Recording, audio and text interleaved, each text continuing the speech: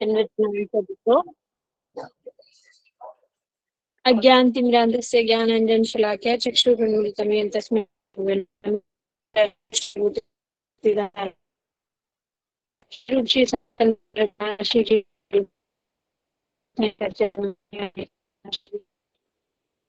श्री कृष्ण नित्यानंद श्री अद्वैत श्री सजीव और भक्तवृंद हरे कृष्ण कृष्ण कृष्ण हरे हरे हरे राम राम राम हरे कृष्ण हरे कृष्ण कृष्ण कृष्ण हरे राम राम हरे कृष्ण कृष्ण कृष्ण हरे राम राम।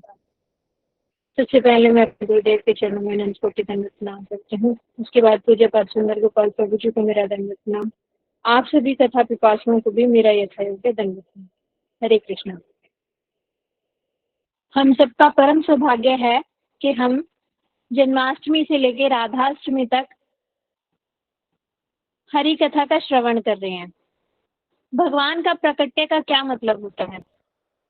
भगवान का प्राकट्य इस धराधाम पे हुआ था जन्माष्टमी को। अभी राधाष्टमी पे राधा रानी का प्राकट्य होगा। लेकिन हम जैसे साधक जो अभी साधन भक्ति कर रहे हैं वो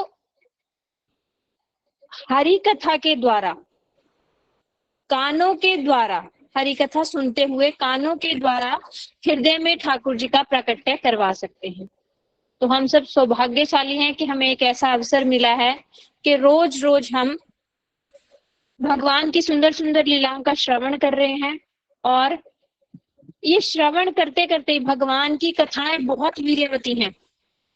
शास्त्रों में लिखा गया है कि भगवान को किसी भी तरह से प्राप्त नहीं किया जा सकता, ना बुद्धि से, ना प्रवचन से, ना किसी भी तरह से भगवान को प्राप्त नहीं किया जा सकता।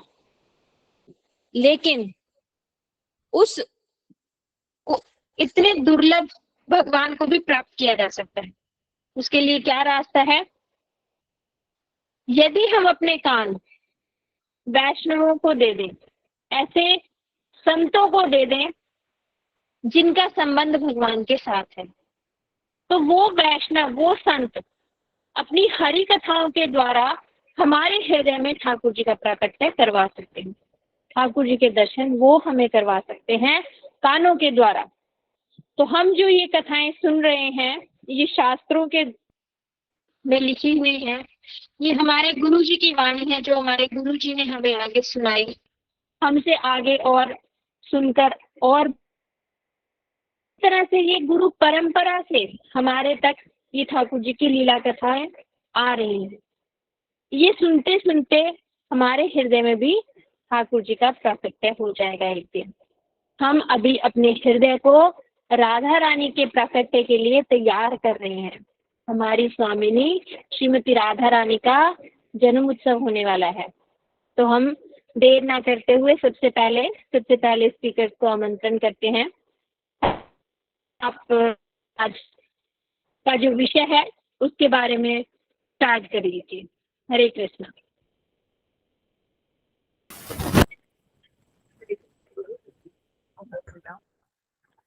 हरे कृष्णा दीदी, सबसे पहले किसका है?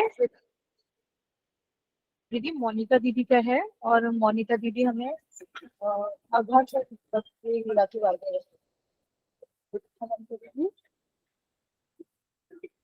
हरे कृष्णा दीदी, दंडवत प्रणाम। दीदी आप अपनी कीजिए। जी दीदी, हरे कृष्णा। ओम अज्ञानतिमिरान्धस्य ज्ञानाञ्जनशलाकया चक्षुरुन्मीलितं येन तस्मै श्रीगुरुवे नमः। हे कृष्ण करुणा सिन्धु दीनबन्धु जगत्पते गोपेश गोपिका कांत श्री राधा कांत नमोस्तुते। तप्त कांचन गौरांगी राधे वृंदावनेश्वरी वृषभानुसुते देवी प्रणमामि हरिप्रिये। श्री कृष्ण चैतन्य प्रभु नित्यानंद श्री अद्वैत गदाधर श्रीवासादि गौर भक्त वृंद। वरहापीडं नटवरवपुः कर्णयो कर्णिकारं बिभ्रद्वातः कनककपिशं वैजयन्ती च मालाम् रन्ध्रान् वेणुरधरसुधया पूरयन् गोपवृन्दैर् वृन्दारण्यं स्वपदपरमणं प्राविशद्गीतकीर्तिः वाञ्छाकल्पतरुभ्यश्च कृपा सिन्धुभ्यैव च पतितानां पावनेभ्यो वैष्णवेभ्यो नमो नमः। हरे कृष्णा कृष्ण कृष्ण हरे हरे हरे राम राम राम हरे हरे।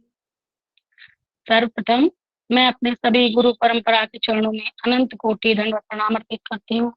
उसके बाद मैं अपने शिक्षा गुरु श्री सुंदर गोपाल प्रभु जी, सुबह सखा प्रभु जी, विशाखा दीदी, अनिरुद्ध प्रभु जी तथा समस्त जो कृष्ण की ओर टीम के चरणों में मैं दंडवत प्रणाम ज्ञापन करती हूँ तथा यहाँ उपस्थित या जो उपस्थित नहीं हो पाए हैं सभी वैष्णवियों के चरणों में दंडवत प्रणाम ज्ञापन करती हूँ।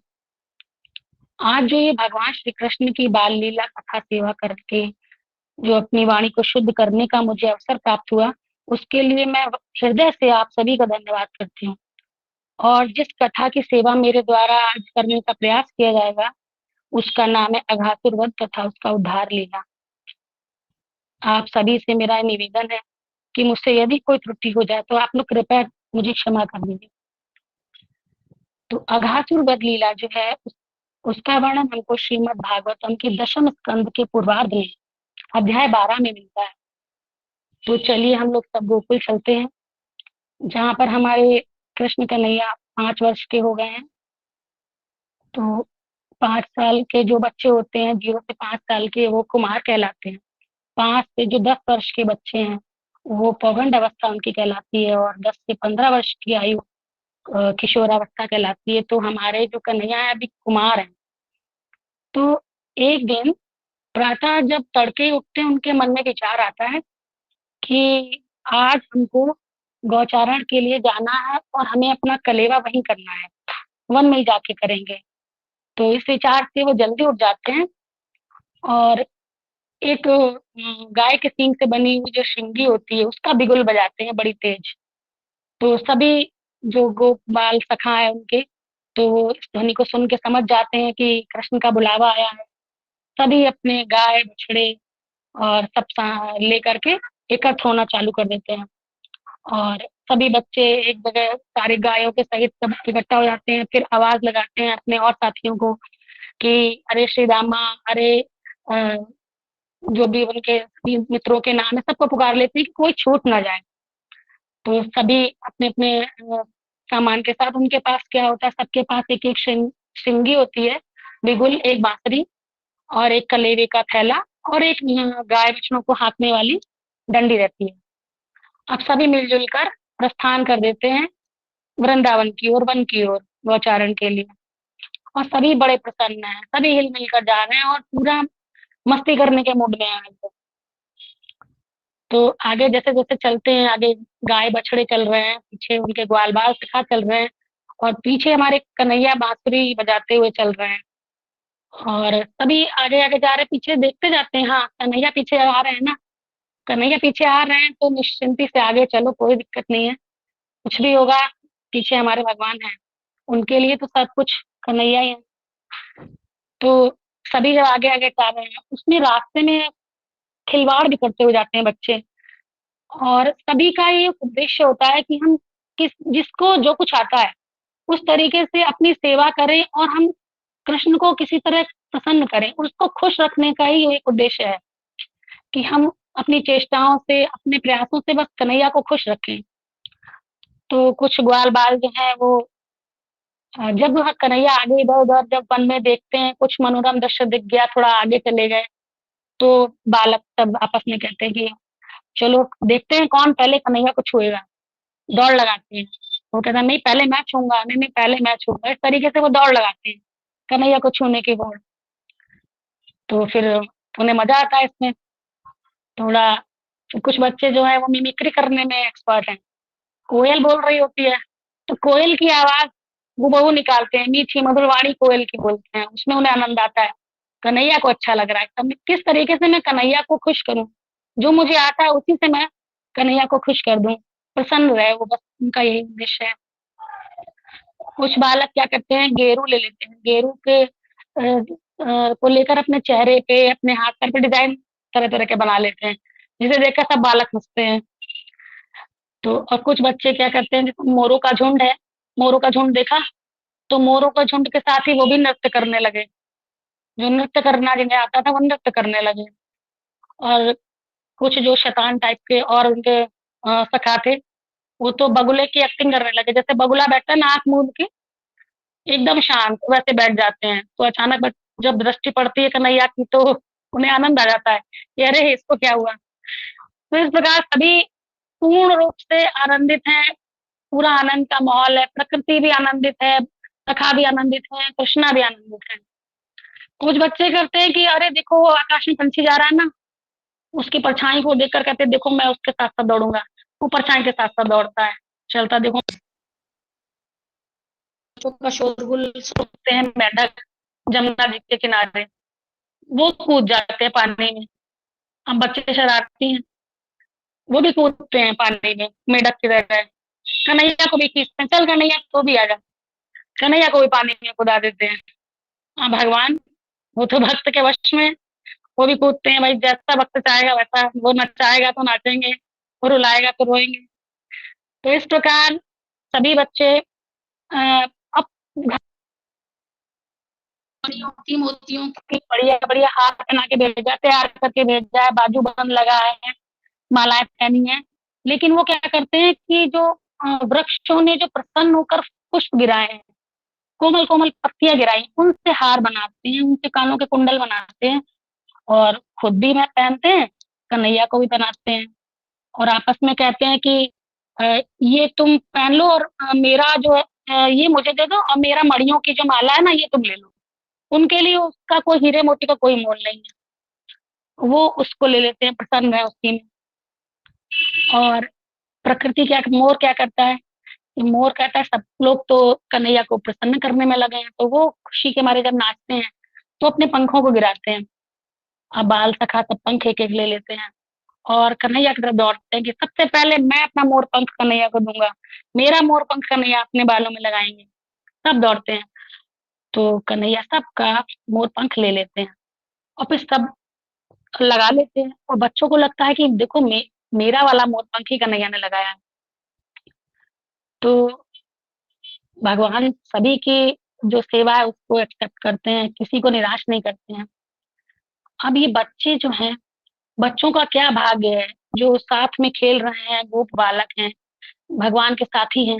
इनका जो, इन्होंने अनंत अनंत जन्मों में कितने पुण्य किए होंगे, जो संचित पुण्य कर्म इनके हैं, जब ये परिपक्व हो गए तो एक फल है ये कि ये भगवान को अपने सामने देख पा रहे हैं, उनको छू पा रहे हैं, उनके साथ खेल रहे हैं और उनकी लीला में सहभागी हैं, और हमेशा उनके परिकर हैं, उनके हमेशा साथ रहते हैं। तो हम इस थोड़ी सी इससे ये सीख लें, मेरा ये मानना है कि हम जिस अवस्था में भी हैं, हम जैसे भी हैं, तो जो हम जिस लायक हैं, हम उस तरीके से भगवान की सेवा करें। हमारे पास धन नहीं है तो हम तन से करें, मन से करें, तन भी ठीक नहीं है तो मन से करें, और हम भगवान को खुश करने का कुछ तो प्रयास कर सकते हैं। जब भगवान खुश रहेंगे तो वो हमको कभी दुखी नहीं होने देंगे, ये मेरा अपना विचार है। अब बच्चे इस प्रकार पूरा आनंद लेते हुए जब आगे बढ़ रहे हैं वृंदावन की ओर, तो वो देखते हैं कि एक कुछ गुफा उन्हें नहीं दिखाई पड़ती है। बच्चे सोच रहे हैं कि अरे ये क्या है, ये तो हमने पहले कभी नहीं देखा, हम तो यहाँ आ चुके हैं कई बार, ये क्या, कौन सी नई गुफा है। बड़े खुश भी हैं कि हमने एक नई गुफा की खोज कर ली, अरे आज हमको एक नई गुफा का पता चला। धीरे धीरे आगे बढ़ते हैं, उत्सुकता के साथ बढ़ते हैं, देखते हैं कि बहुत बड़ा सा उसका गुफा का मुंह है, और गुफा बहुत बड़ी है। तो कुछ बालक संदेह करते हैं कि ये गुफा नहीं है, ये कोई बड़ा सा जीव है, मुझे लगता है कि ये सर्प है, तो ये गुफा नहीं है, इसके अंदर नहीं जाएंगे। फिर आगे बच्चे कहते नहीं नहीं ये गुफा ही है, देखो ना इसकी शिलाएं हैं, और जैसे गुफाओं के अंदर कुछ वृक्षों की भी टहनियां लटकी रहती हैं, वैसे उसकी नसें वगैरह दिख रही थी। तो वो गुफा ही लग रही थी बच्चों को। कुछ बच्चों को लग रहा था नहीं ये सर्प है। तो इसी असमंजस की स्थिति में वो गुफा के नजदीक पहुंच जाते हैं। और वो गुफा क्या है, वो है एक बड़ा सा सर्प जिसका नाम है अघासुर। बच्चे उसका परीक्षण करते हैं, लेकिन समझते भी हैं, कुछ बच्चे नहीं समझते, लेकिन उनको तो उसमें आनंद आ रहा है। वो उसके बड़े बड़े दांत के ऊपर चढ़ रहे हैं, कूद रहे हैं, और सर्प ने बड़ी सी जीभ अपनी बाहर को निकाल के रखी है। बच्चे उस पे फिसल रहे हैं, आनंद ले रहे हैं। और वो 8 मील लंबा सर्प है। उसका मुंह खुला है, तो गुफा इतनी लंबी है कि अंतहीन गुफा है, अंधेरा है उसके अंदर। और उसके अंदर से सड़े हुए मांस की, मछली, मरी हुई मछलियों की दुर्गंध आ रही है, गर्म वायु आ रही है। तो कुछ गोप सखा कहते हैं कि नहीं, ये तो सर्प ही है, ये जीवित है, देखो इसकी सांस आ रही है, इससे गर्म हवा इसके अंदर से आ रही है। तो अब उसका जो जबड़ा था, वो नीचे वाला हिस्सा तो पृथ्वी में टच कर रहा था, और ऊपर वाला तलवा जो था वो हवा ऊपर बादलों के ऊपर तक जा रहा था। बड़ा भयानक सर्प था। तो बच्चों ने सोचा, अरे सर्प होगा भी तो क्या, सर्प है तो भी हमारा क्या बिगाड़ लेगा, हमारे साथ तो कान्हा है, इसको देख लेगा। अभी बकासुर का नहीं मुंह फाड़ दिया था, अगर ये हमारे ऊपर हमला करेगा भी तो हमारा कुछ नहीं बिगाड़ा, हमारे साथ तो कान्हा है। कितना विश्वास है, इतना विश्वास कान्हा के ऊपर कि इतने बड़े सर्प के मुंह में घुस जा रहे हैं, मौत के मुंह में घुस जा रहे हैं। हमारे अंदर ये विश्वास क्यों नहीं।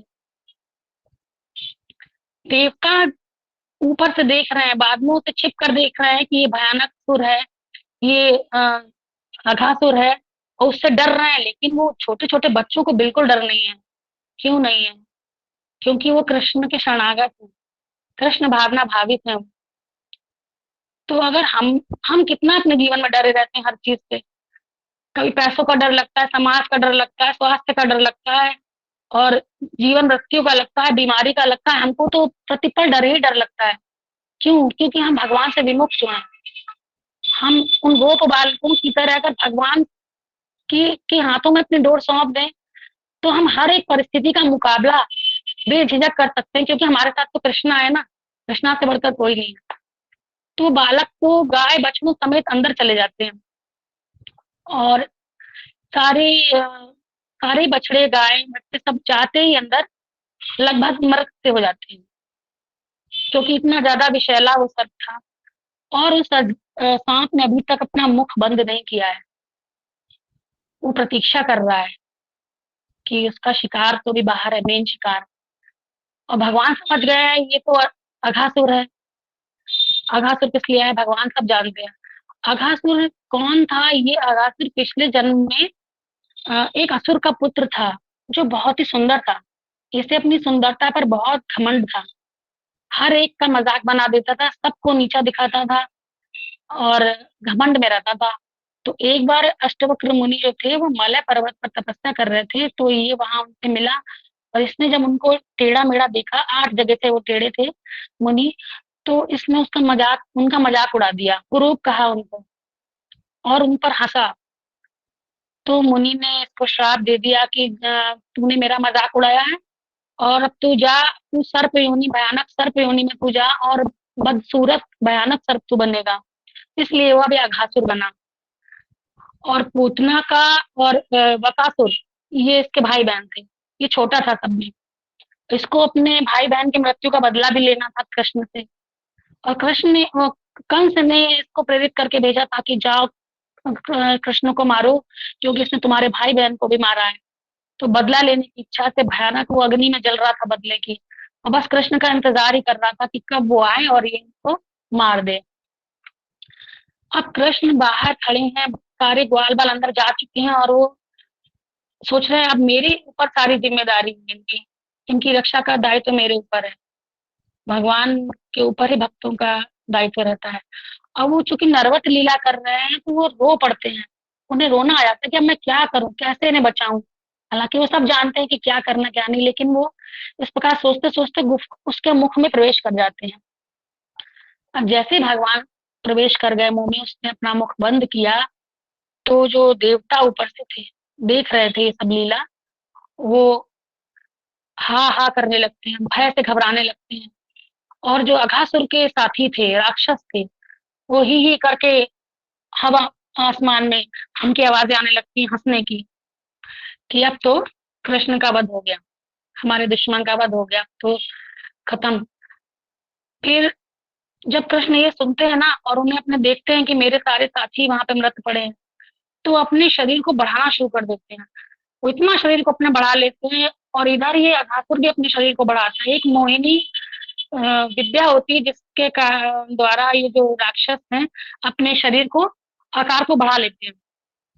तो इसने अपना शरीर भी बढ़ाना चालू किया, भगवान भी इधर अपना शरीर बढ़ा रहे हैं और ये अघासुर भी अपने शरीर को बढ़ा रहा है। लेकिन इसकी, ये तो असुर, इसकी एक लिमिट है, कब तक बढ़ाएगा? वो तो भगवान है, उनकी कोई लिमिट नहीं है। तो इसकी लिमिट खत्म हुई, लेकिन भगवान ने अपने शरीर को बढ़ाना जारी रखा और ये इसका गला अवरुद्ध होने लगा, गले में फंस गए वो इसके, और इसकी दम घुटने लगा, और इसकी बड़ी बड़ी जो आंखें थी वो घूमने लगी, और बस इसका प्राण निकलने ही वाला था। इसका प्राण निकला तो मस्तक को फोड़ कर निकल गया, इसकी मृत्यु हो गई। और प्राण निकलकर इसके जो आत्मा थी वो एक प्रकाश पुंज की तरह आसमान में ही रुकी रही।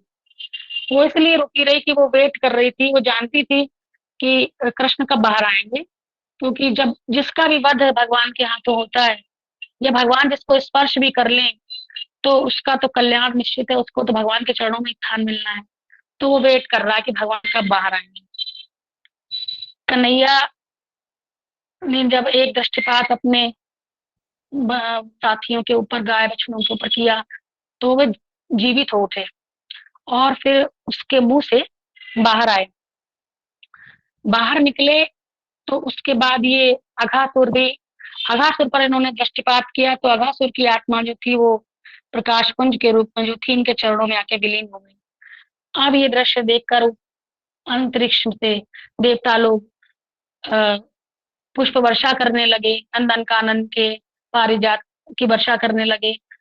जो गंधर्व थे, गंधर्व गान करने लगे, अप्सराएं नृत्य करने लगी, उत्सव जैसा माहौल हो गया, ढोल नगाड़े शंख बजने लगे, इधर ब्राह्मण वेद स्तुतियां पढ़ने लगे, और इस प्रकार अघासुर का वध हो गया। तो हमारे अंदर भी एक अघासुर बैठा है, जो संसार की कामना और वासना रूपी अघासुर है। हम आज भगवान से प्रार्थना करते हैं कि इस अघासुर का भी वध कर दें, हम सभी के अंदर से जो ये असुर है इसको मार दें, ताकि हमारा हृदय शुद्ध हो जाए और फिर हम भगवान को इस हृदय में शुद्ध स्थान में बिठा सकें। जब अघासुर का वध कर दिया, तो इसका जो शोर हुआ, प्रसन्नता का जो शोर हुआ, वो सब लोगों तक पहुंचा। शिव जी इतने प्रसन्न हुए, शिव जी आ गए, और वो जैसे जब प्रसन्न होते हैं तो नृत्य करते हैं, जब बहुत गुस्से में तो भी नृत्य करते हैं। वो एक नृत्य करने लगे, खुशी के मारे झूमने लगे, उनकी बड़ी बड़ी जटाएं खुल गई, जिनमें जो चंद्रमा है विराजमान है, अमृत को छुपा कर रखते हैं। और जब वो नृत्य कर रहे हैं तो वो चंद्रमा से अमृत जब छलका, तो जो शिव जी गले में मुंडमाला पहनते हैं, उन मुंडमालाओं पर वो अमृत गिरा, और वो सारे भक्त बन गए, और हरे कृष्णा कृष्ण कृष्णा हरे हरे, हरे राम राम राम हरे हरे करते हुए नृत्य करने लगे। जब भगवान ने इसको मारा, अघासुर को वध किया, बकासुर का वध किया, तो इन्होंने अपना शरीर को बढ़ाया। और जब ये ब्रज में कोई भी इन्होंने लीला की, तो कभी इस प्रकार का ऐश्वर्य रूप इन्होंने नहीं दिखाया, और दिखाया भी तब जब ये देखने वाले मूर्छित थे, किसी को पता ही नहीं चला कि इन्होंने क्या किया। क्योंकि ब्रज में अगर ये ऐश्वर्य रूप अपना दिखा देंगे तो मेन जो इनका माधुर्य है वो कहीं ना कहीं दब जाता, और वो अर्जुन की तरह अगर ऐश्वर्य रूप दिखाएंगे तो वो सखा से दास्ते में गिर जाएंगे, और इसी प्रकार जो सखा है फिर सखा नहीं रहेंगे, फिर इन्हें भगवान मानने लगेंगे, इनकी पूजा करने लगेंगे, तो वो आनंद कहाँ आएगा भगवान को। इसीलिए इन्होंने हमेशा माधुर्य ही अपना ब्रज में दिखाया है। अब ये बात जो है ब्रह्म लोक तक पहुंच गई कि अघासुर का वध हो गया है। तो ब्रह्मा जी भी वहां से आ गए देखने के लिए कि क्या हुआ, ये किस प्रकार का शोर हो रहा है। तो ब्रह्मा जी भी वहां आ जाते हैं, और आश्चर्य की बात यह है कि ये जो कोई भी ब्रज में भगवान लीला करते थे, किसी का वध करते थे, तो सबसे पहले घरों में अपने जाके चर्चा करते थे कि आज कन्हैया ने ये किया, आज कन्हैया ने इसको मारा, आज ये हुआ, आज वो हुआ। लेकिन इस घटना की, जो अघासुर का वध हो गया, इस घटना की बात 1 वर्ष के बाद पता चलती है ब्रजवासियों को, जब कृष्ण जो है वो कुमार अवस्था से पौगंड अवस्था में प्रवेश कर जाते हैं। तो ये अघासुर का वध जो भगवान ने इसको एक पॉइंट मैंने मिस कर दिया है इसमें, माफ कीजिएगा। भगवान ने इसको सारूप्य मुक्ति दी। जब इसकी आत्मा भगवान के चरणों में लीन हुई तो भगवान ने इसको सारूप्य मुक्ति दी। वो सारूप्य मुक्ति वो मुक्ति है जो भगवान जिसमें अपना चतुर्भुज रूप देते हैं और अपने वैकुंठ धाम में वास देते हैं। तो जैसे अब ये प्रश्न यहाँ पे उठ सकता है कि इस असुर को, जो इतना विकट असुर था, भगवान को मारने आया था, तो इसको भगवान ने सारूप्य मुक्ति क्यों दे दी? इसको तो नर्क देना चाहिए ना। लेकिन यहाँ पर इसका उत्तर ये है कि भगवान को इसने अनजाने जाने किसी भी प्रकार थोड़ा सा सुख पहुंचा दिया, क्योंकि जब भगवान के सखा इसके मुख में प्रवेश कर रहे थे तो इसको एक गुफा समझ के इसमें खेल रहे थे, फिसल रहे थे जबान पर, इसके दांतों के ऊपर से कूद रहे थे, इनको आनंद आ रहा था। तो भगवान खुश हो रहे थे। बस क्षणिक सुख मिला भगवान को। इसने अघासुर ने अनजाने में उनको क्षणिक सुख दिया, तो भगवान ने उसको सारूप्य मुक्ति दे दी। तो विचार की बात यह है कि वो असुर है, हम मानव हैं, बुद्धिशाली हैं, तो हम ये सोचे कि अगर हम हृदय से भगवान की सेवा कर दें या उनको पूजा करें, उनको माने, अपनाएं, उनकी शरण ले लें या उनके भक्तों को प्रसन्न करें, उनके भक्तों की कुछ सेवा कर दें, तो भगवान हमसे कितना प्रसन्न होंगे। हमको वो क्या नहीं देंगे? हमें तो अपने चरणों में स्थान देंगे अपने हृदय में वास दे देंगे वो, और हमारे हृदय में तो हमेशा के लिए आके बैठ ही जाएंगे। लेकिन हम क्या करते हैं? हम तो सब समय संसार में लगे रहते हैं, संसार की चिंता करते हैं, संसार को अपना समय देते हैं, और बदले में हम क्या पाते हैं? बदले में वहां से हमें दुख ही मिलता है। और जो संसार के पास है वही हमें देगा ना, संसार में सुख है नहीं तो देगा कहाँ से? तो हमें अपना पूरा समर्पण भगवान की तरफ देना चाहिए, और कर तो देखें, उसमें हमारा कल्याण ही कल्याण छुपा हुआ है। तो ये इसी कथा का यहाँ पर विश्राम होता है, और ये पता चलता है ब्रजवासियों को 1 वर्ष के बाद कि कन्हैया ने अघासुर का वध कर दिया। अब वो 1 वर्ष के बाद क्यों पता चलता है, ये अगली कथा है जो हमारी दीदी आगे आपको श्रवण करवाएंगी। इसी के साथ मैं अपनी वाणी को यहाँ पर विश्राम दूंगी। वांछा कल्पतरुभ्यश्च कृपा सिंधुभ्यश्च च पतितानां पावनेभ्यो वैष्णवेभ्यो नमो नमः। जो भी मुझसे त्रुटि हो गई हो जाने अनजाने, कृपया करके आप लोग मुझे क्षमा कर दीजिए। हरे कृष्णा, हरि बोल। हरे कृष्णा। मोनिका दीदी, आपने बहुत सुंदर बोला, इतने सुंदर। मोनिका दीदी तो बहुत सुंदर कथा ही बोलती हैं, मुझे पता है। दीदी हमारी डेली भी कथा करती हैं, है ना दीदी? आप करते हो ना कथा? मोनिका दीदी ने बहुत सुंदर बोला, आघासुर की लीला हमें समझाई, कैसे ठाकुर जी का वन गमन लीला बताई, किस तरह से वन में जाते हैं ठाकुर जी अपने गोप ग्वालों के साथ। अभी हमारे साथ नेक्स्ट स्पीकर हैं, वो अगली लीला सुनाएंगे। हरे कृष्णा। हरे कृष्णा दीदी, दंडवत प्रणाम। दीदी, अब जैसा मोनिका दीदी ने अघासुर वध लीला सुनाई, और यहाँ पर जो हमारे सारे गोप हैं वो 1 वर्ष के लिए वो गायब हो गए। तो अब ये ऐसा क्यों हुआ, इसका क्या रहस्य है? तो ये अब नेक्स्ट कथा लेकर आ रही हैं हमारे साथ अंजलि दीदी। और अंजलि दीदी इसके सारे तत्व और कारण और जो भी उनको सिद्धांत और जो भी इसकी कथा है वो कथा हमें श्रवण करवाएंगी। अंजलि दीदी, आपका स्वागत है। हरे कृष्णा दीदी। हरे कृष्णा दीदी, दंडवत प्रणाम। दंडवत प्रणाम। आप एक बार ये कंफर्म कर दीजिए कि मेरी आवाज ठीक आ रही है कि नहीं। हाँ जी दीदी, आपकी आवाज बिल्कुल ठीक आ रही है। अगर आप चाहें तो आप अपना वीडियो ऑन कर सकते हो, अदरवाइज ऐसे भी। हरे कृष्ण। ठीक है दीदी। ओम अज्ञानतिमिरान्धस्य ज्ञानाञ्जनशलाकया चक्षुरुन्मिलितं येन तस्मै श्रीगुरुवे नमः। गुरुवे गौरचन्द्राय राधिकाय तदालये कृष्णाय कृष्णभक्ताय तद्भक्ताय नमो नमः। हरे कृष्ण कृष्ण कृष्ण हरे हरे, हरे राम राम राम हरे हरे। सर्वप्रथम मैं अपने गुरुदेव के चरणों में दंडवत प्रणाम ज्ञापन करती हूँ, और सभी शिक्षा गुरु विशाखा दीदी, सुंदर गोपाल प्रभु जी, सुबल प्रभु जी, गहना दीदी, निशा दीदी, सभी को दंडवत प्रणाम। और यहाँ उपस्थित सभी वैष्णव वैष्णवियों के चरणों में भी यथायोग दंडवत प्रणाम स्वीकार हो। जिस तरह से मोनिका दीदी ने ये कथा सुनाई है, तो हम लोगों का जो हृदय है वो सचमुच उसी स्थान पर पहुंच गया है और वहां से निकलने का ही जी नहीं कर रहा। उन्होंने बताया कि भगवान को कैसे प्रसन्न करना है, भगवान किस तरीके से प्रसन्न होंगे। तो शास्त्रों से हम लोगों को प्रमाण मिलता है कि नारद जी से एक बार भगवान ने स्वयं कहा था, नाहं तिष्ठामि वैकुंठे योगिनां हृदयेषु वः तत्र तिष्ठामि नारदः यत्र गायन्ति मद्भक्तः। यानी कि ना तो मैं वैकुंठ में रहता हूँ, भगवान कहते हैं ना तो मैं वैकुंठ में रहता हूँ, ना मैं योगियों के हृदय में रहता हूँ। हे नारद, मैं वहां रहता हूँ जहां पर मेरे भक्त मेरी कथा का गान करते हैं। मेरी कथाओं का जहां पर भी गान होता है, भगवान वहीं पर उपस्थित हो जाते हैं।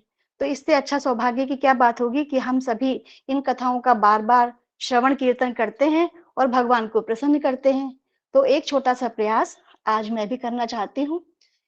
जहां पर मोनिका दीदी ने ये कथा समाप्त की है, जहां उनको विश्राम दिया है, वो थी अघासुर वध लीला।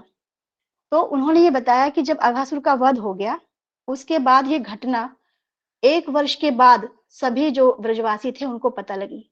तो उसके बारे में ये कथा मैं आपको सुनाने जा रही हूँ। अघासुर की मृत्यु के बाद जो श्री कृष्ण है वो अपने साथियों को लेकर कहते हैं कि अब तो बहुत देर हो गई, भूख का टाइम हो गया है। तो वो यमुना जी के पुलिन पर ले आते हैं और कहते हैं कि हम बहुत साफ सुथरी जगह देखकर वहां पर भोजन करेंगे क्योंकि भूख बहुत तेज लग रही है।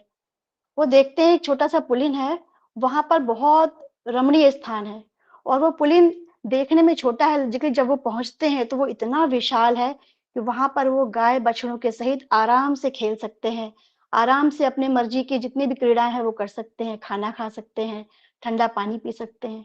वहां रंग बिरंगे कमल के फूल खिले हुए हैं, उनकी सुगंध से खिंचकर जो भौरे हैं वो गूंज रहे हैं। पशु पक्षी जितने भी हैं वो सारे अपने आनंद में हैं। पक्षी कलरव कर रहे हैं, मोर नाच रहे हैं और वहां पर खेलने की सभी सामग्री है, मतलब हरे भरे वृक्ष हैं जिनकी डालों पर वो लटक सकते हैं, कूद सकते हैं। तो ऐसा ही मोहक वातावरण है। तो वहां कृष्ण कहते हैं कि चलो हम लोग यहाँ पर बैठकर भोजन करेंगे और यहाँ पर हरी हरी घास है तो बछड़े भी यहाँ पास में चरते रहेंगे और यहाँ पानी भी है। तो जो कान्हा के जितने भी मित्र हैं, जितने भी ग्वालबाल हैं, वो सब उसकी बात का समर्थन करते हैं और अपने बछड़ों को पानी पिला के और घास के पास ही छोड़ देते हैं क्योंकि वो पास में ही है। उन्हें लगता है कि हम इनका ध्यान भी रखेंगे और इनको ज्यादा दूर जाना भी नहीं पड़ेगा।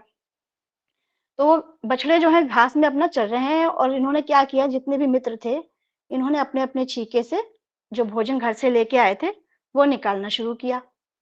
अब उनका भोजन तो ऐसे माँ ने बांध के दे दिया था, उनके पास प्लेटें तो थी नहीं।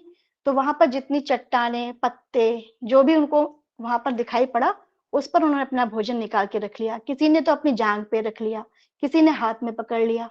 ऐसे करके वो भोजन करने के लिए बैठे। और बैठे किस तरीके से, भगवान है ना, उनकी लीला जो है इतनी अपार है कि उनकी हर एक लीला में रोचकता है, एक उत्साह है।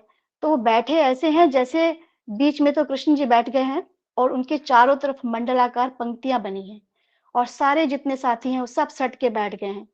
और ऐसा लग रहा है जैसे कि कमल होता है ना, कमल की पंखुड़ियां चारों तरफ से घिरी हुई हैं और बीच में उनका कर्णिका है, कर्णिका के चारों ओर पंखुड़ियां हैं।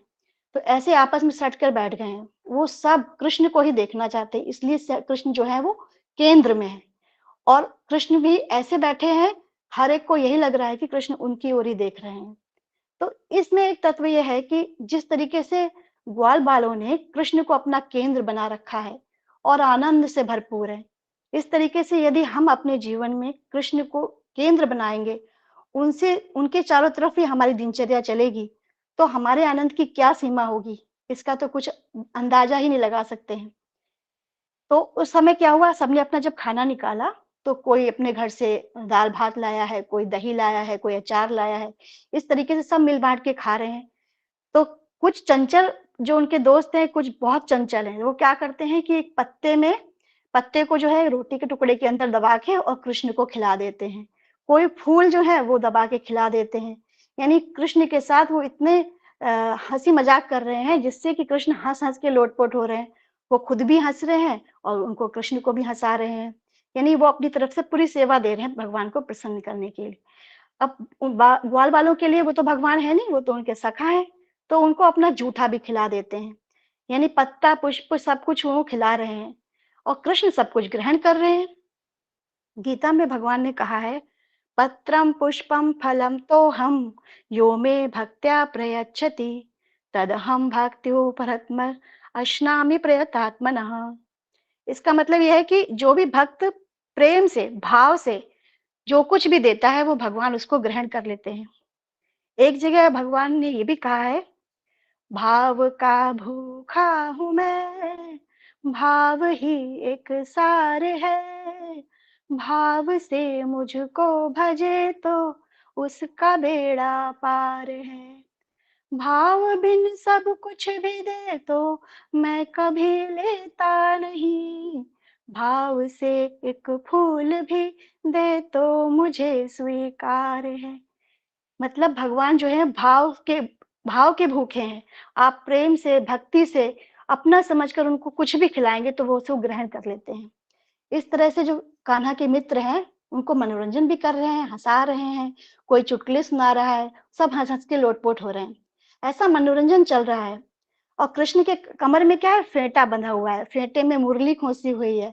उनका जो रूप है वो इतना सुंदर है कि उनकी सिंगी और बेत बगल में उन्होंने दबा रखा है। बाएं हाथ में उन्होंने क्या किया है, अपने मित्र का दिया हुआ घी और दही भात का जो है ग्रास, क्योंकि प्लेट तो है नहीं उनके पास, तो उन्होंने बाएं हाथ में ले लिया है और उंगलियों में उन्होंने अचार के टुकड़े फंसा लिए हैं, जिसको उंगलियों को दबाते हैं तो उसका रस जो है वो चावल में दही भात में मिक्स हो जाता है, उसका वो आनंद ले रहे हैं।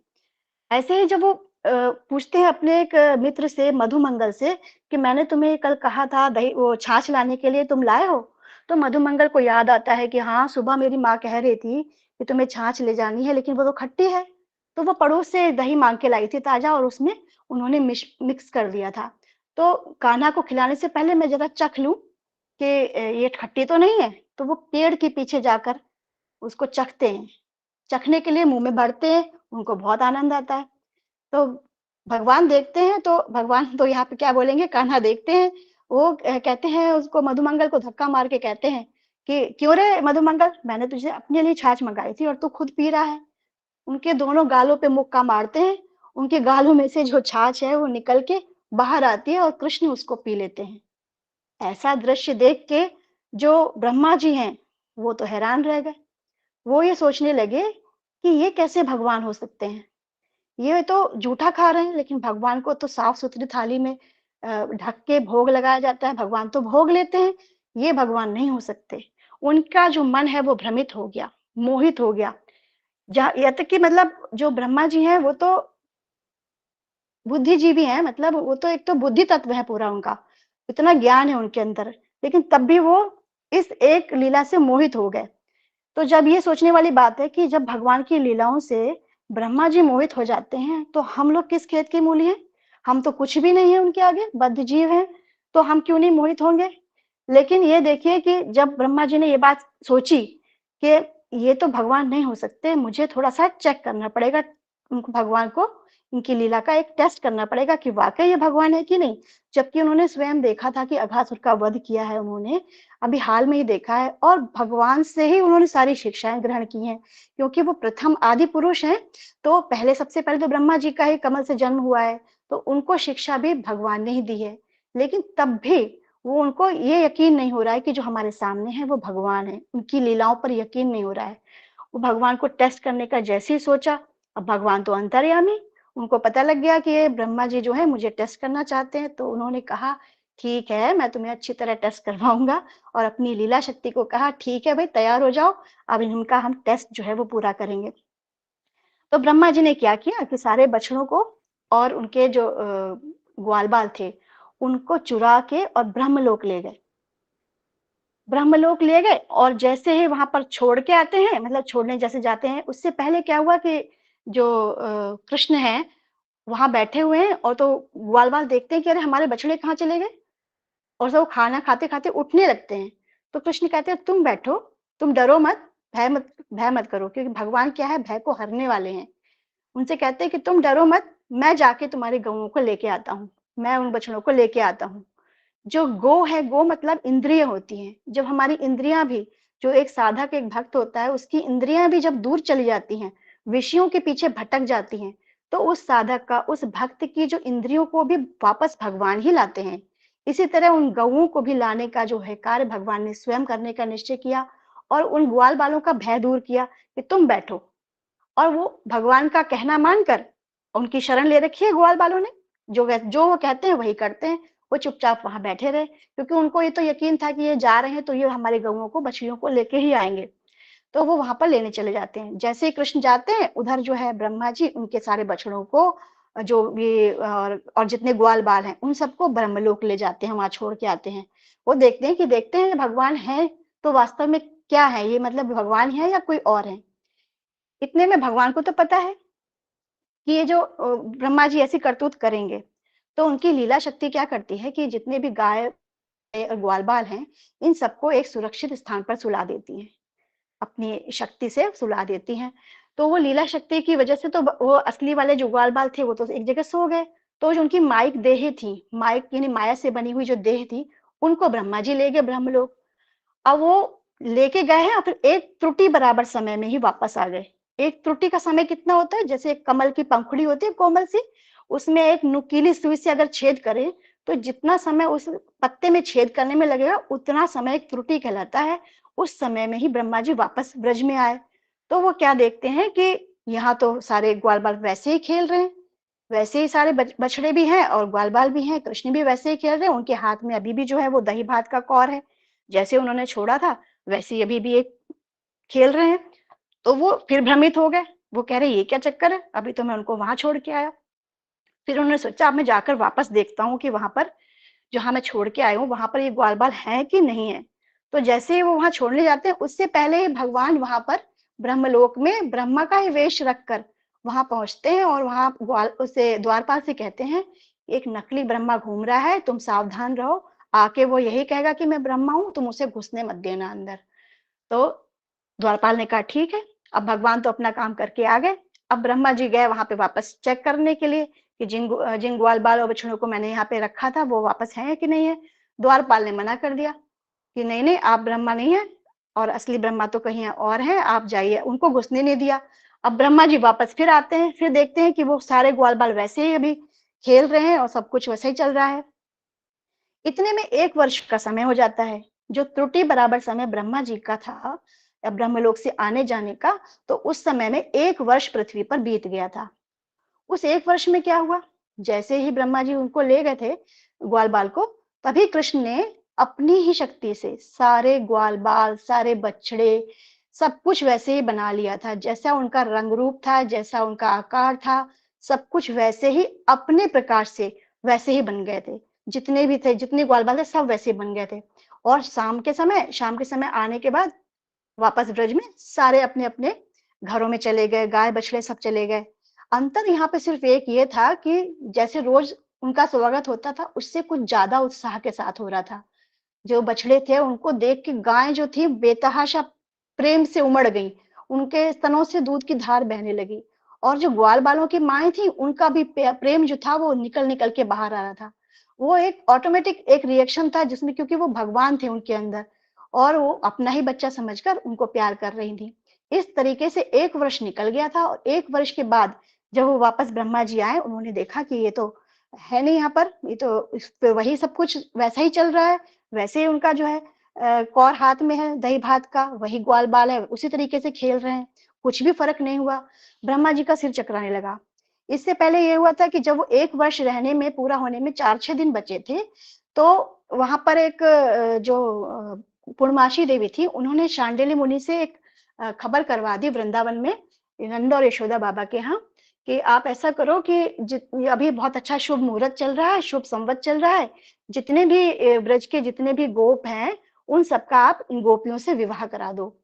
तो क्योंकि इन गोपियों ने ना इच्छा की थी, कात्यायनी देवी से पूजा की थी, और ये कहा था कि मुझे जो भगवान है वो मुझे पति रूप में प्राप्त हो, इसके लिए उन्होंने कात्यायनी देवी की जो है उपासना की थी। तो कात्यायनी देवी ही चाहती हैं कि इनका विवाह इन सब गोपों से हो जाए। इस समय इन सब गोपों में आपके लाला का ही वास है, एक तरीके से आपके लाला से ही उनका विवाह हो रहा है।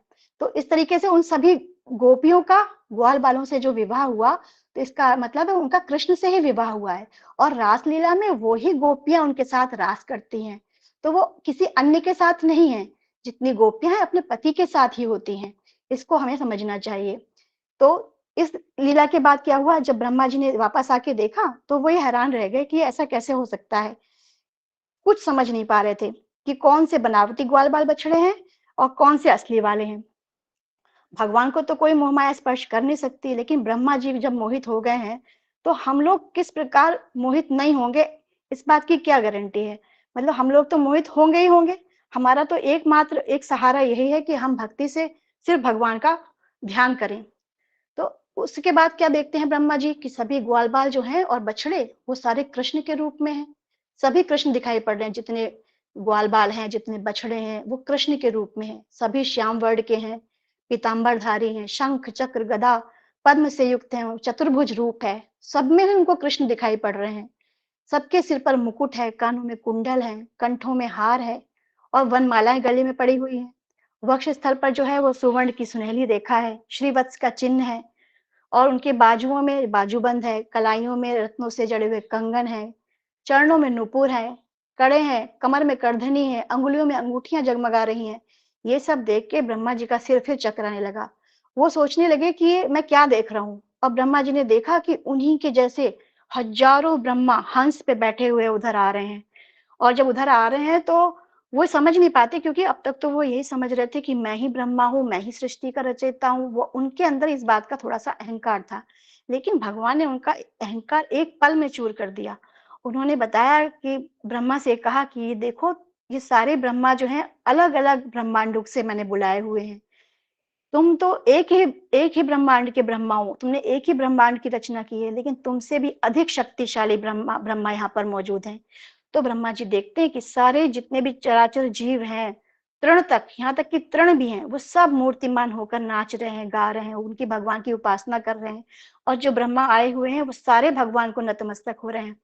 ये देख के ब्रह्मा जी ने कहा कि ये तो भगवान के स्वरूप है। तो इस प्रकाश से वो क्या हुआ कि वो चौंधिया गए, उनकी आंखें मूंद गईं।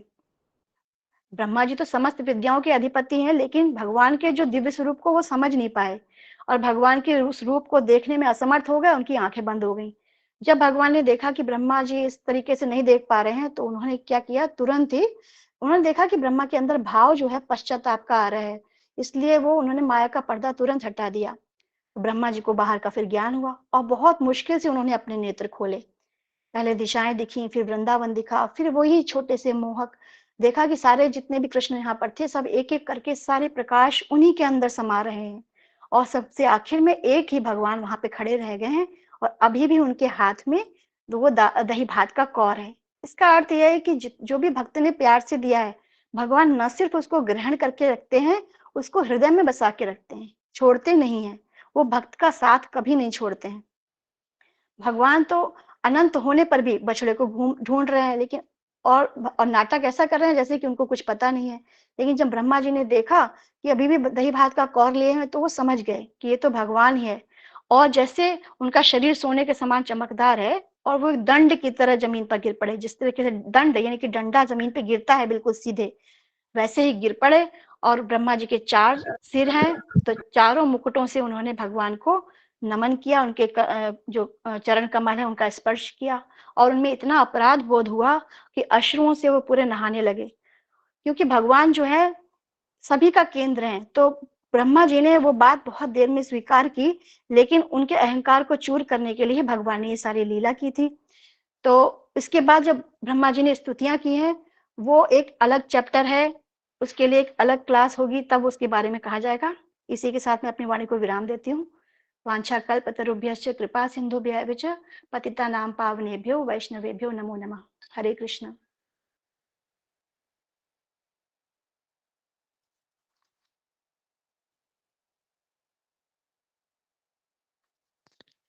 हरे कृष्णा दीदी।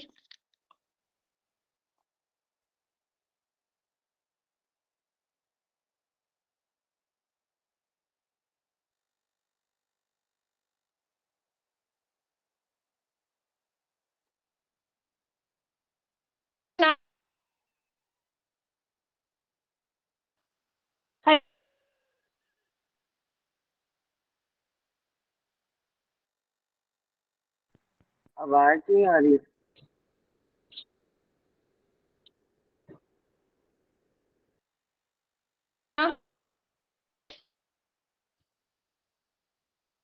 भैया आपकी आवाज नहीं आ रही है।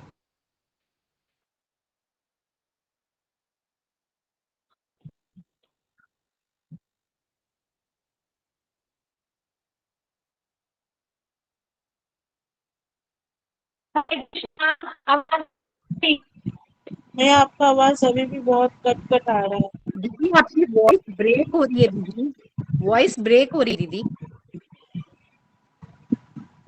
ये वैसे आवाज ठीक है दीदी। हरे कृष्णा, हरे कृष्णा। अंजलि दीदी ने बहुत सुंदर बोला। दीदी दीदी अभी चाहिए। ब्रह्म विमोहन अभी अभी ठीक है। अंजलि जी आपके आवाज जी दीदी। हरे हाँ जी, वो हरे कृष्णा। अंजलि दीदी ने बहुत सुंदर बोला। उससे पहले मोनिका दीदी ने भी इतनी सुंदर लीला दर्शन करवाई है हमें, और इन लीलाओं के पीछे क्या रहस्य है ये भी हमें समझाए हैं। इससे हम समझ सकते हैं कि हमें शास्त्र यदि पढ़ने हैं तो गुरु परंपरा में यदि हम पढ़ेंगे तो हमें उसका लीला के पीछे भगवान की क्या क्या इच्छा थी वो सब भी पता चलेगा। क्यों? क्योंकि यदि अकेले शास्त्र से हमें सब कुछ समझ आ जाता तो जैसे कि संसार में स्कूल जरूरी हैं। क्यों? क्योंकि उनमें अध्यापक होते हैं। यदि अध्यापकों की जरूरत नहीं होती तो पुस्तकालय होते हमारे यहाँ पे, लाइब्रेरीज हो जाती। लाइब्रेरी से कोई भी बुक उठा के पढ़ सकता है, बुक में ही तो लिखा है सब कुछ।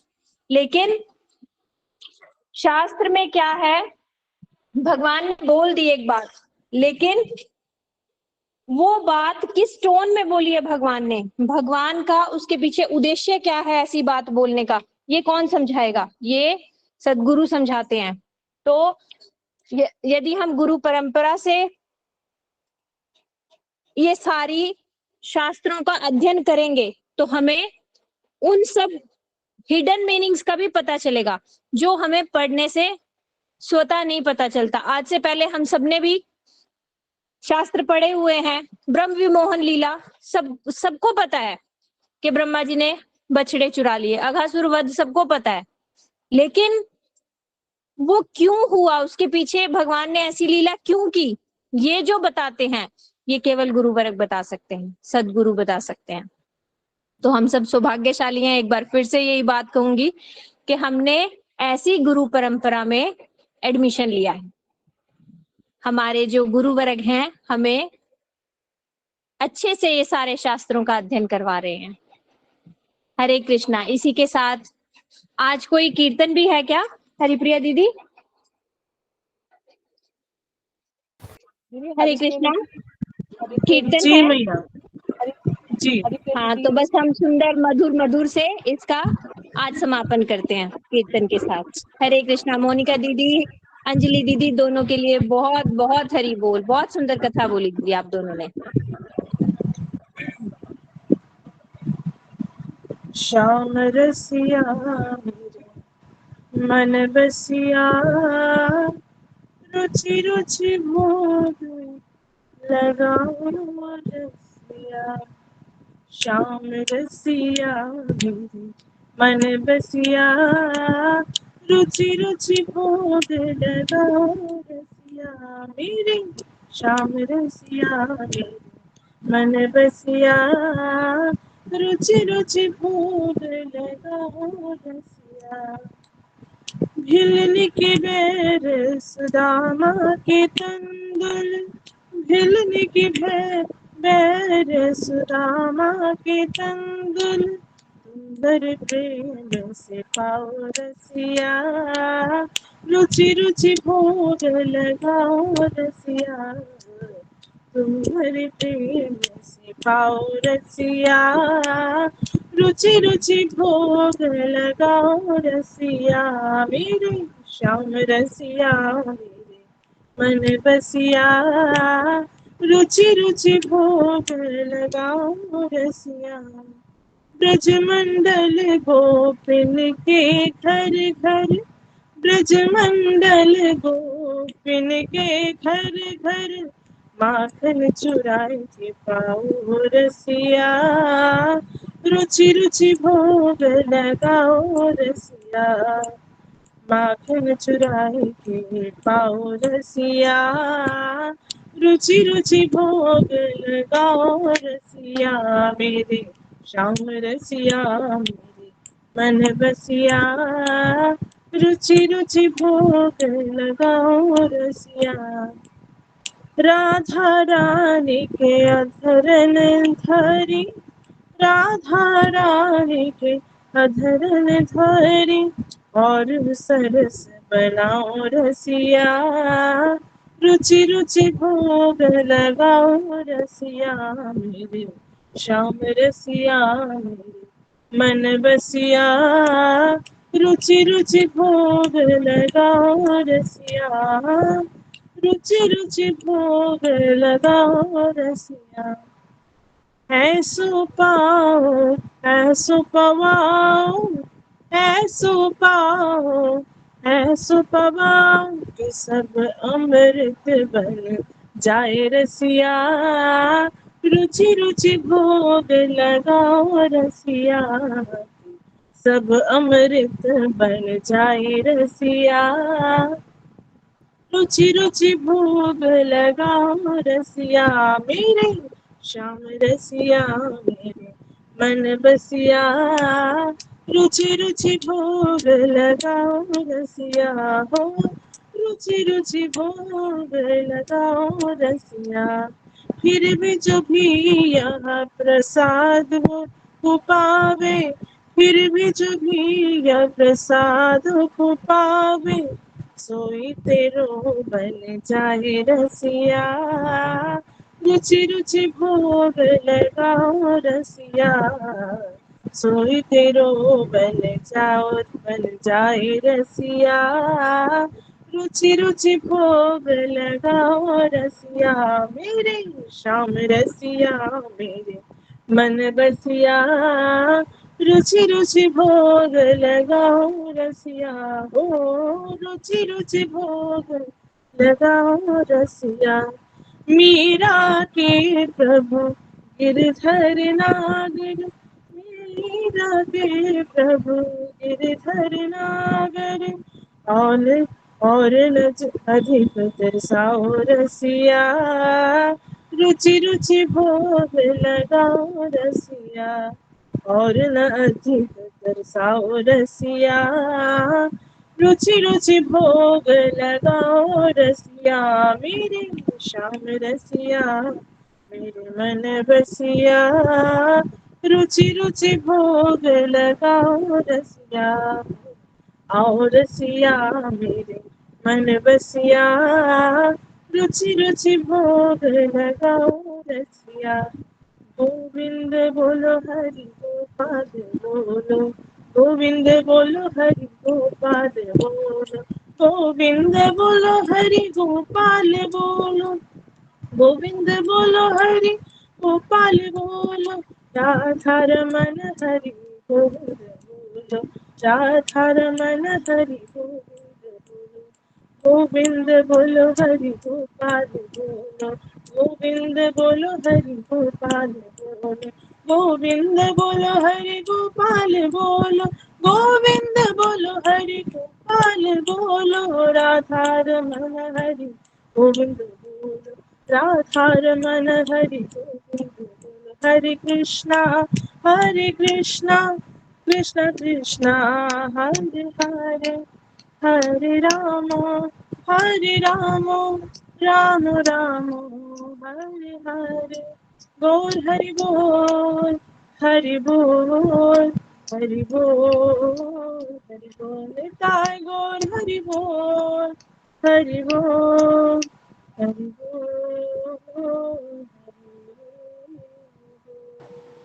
हरि हरि बोल। वांछा कल्पतरुभ्यश्च कृपा सिंधुभ्यः पतितानां पावनेभ्यो वैष्णवेभ्यो नमो नमः। आज हम इस सेशन को यहीं पर मधुर विश्राम करते हैं।